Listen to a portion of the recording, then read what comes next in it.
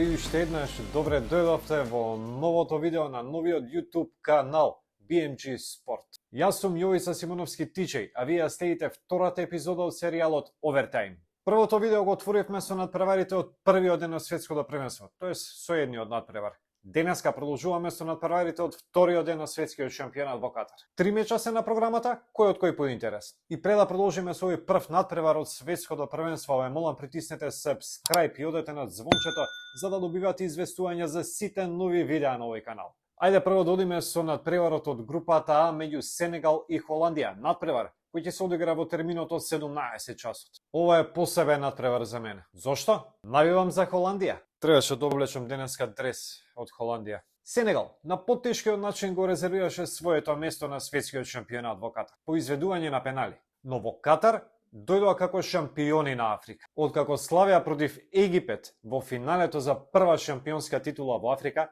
Сенегал го совлада истиот тимот на Салах, за да обезбеди пласман во Катар. Интересно, Сенегал има најголем процент на победи на светските шампионати од сите репрезентации од Африка. Од другата страна, Луис Ван Гал се надева дека конечно по трет пат откако е на клупата на Холандија ќе освои некоја титула. Сите се надеваат на голем успех во земјата на лалињата. А за Холандија, голем успех би било барем полуфинале. Трето пласираните од 2014 година не успеа да обезбедат пласма на светското првенство во Русија, но од тогаш значително се подобрија. Дојдоа некои нови момци во селекцијата и сега се тие желни за успех. Предводени од новата генерација на таленти, меѓу кои Матијас де Лихт и Френки де Јонг, сега Холандија има неверојатен талент во сите линии на тимот. Има во Холандија еден куп звезди, но јас ќе се задржам на дефанзивата. Предводени од столбот на Ливерпул, Вирджил ван Дик, Холандија има неверојатно цврста одбрана. Деври, де Лихт, Аке, Думфрис. Сите овие ќе бидат беден пред голот на пасвер. Но многу нешта ќе зависат од Ван Дик, кој е вистински командант на одбраната. Штета.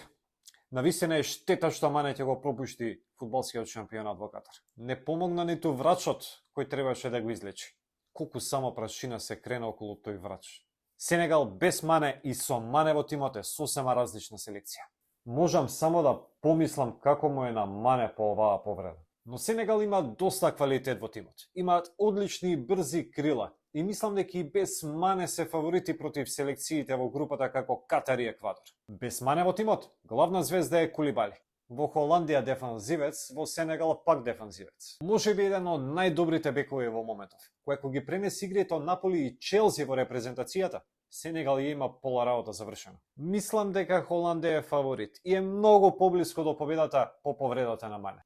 Навивам за Холандија, што друго да кажам. Очекувам победа 2-1. Вториот ден на светското првенство стартува со надпревар од групата Б во која се Англија, Иран, Америка и Велс. Во терминот од 14 часот играат Англија, Иран. Каков надпревар. Ќе има од се помалку, од политика до фудбал. Како одигра Англија во Лигата на нации, ништо чудно и да загуби од Иран. Саутгейт направи неколку чудни потези во репрезентацијата. Санчо остана дома, а например во селекцијата се најде фудбалер како Конор Галагер. Чекај бе, од кај го најдовте Галагер?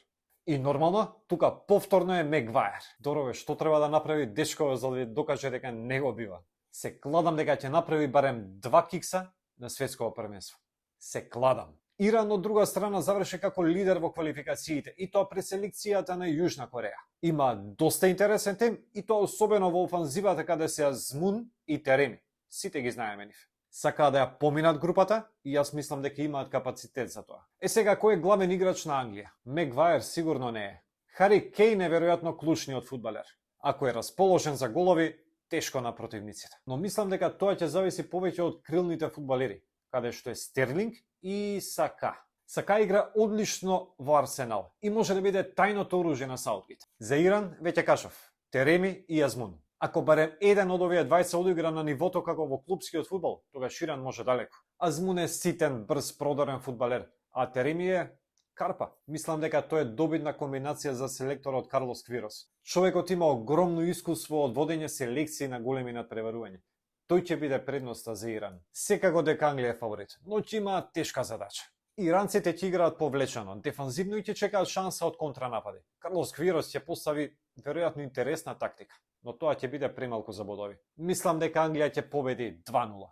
Америка Велс е последниот надпревар од вториот ден на светското првенство во Катар.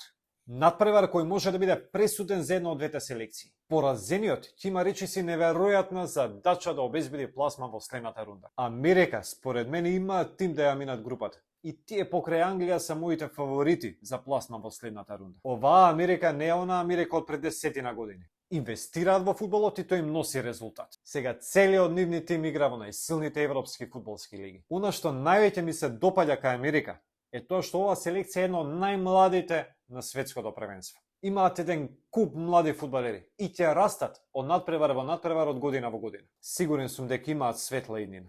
Велс преку баражот обезбеди пласма на светското првенство во Катар. Славија против Украина со 1:0. Не се наоѓаат баш во најдобра форма, во посакувана форма пред светското првенство, особено што во Лигата на нации освоја само 1 бод од 6 надпревари. Сепак го имаат Герет Бейл, кој без разлика на какво ниво игра во својата екипа за репрезентацијата, секогаш е брилијантен. Многу работи ќе зависат од него, но тоа го знаат и противниците.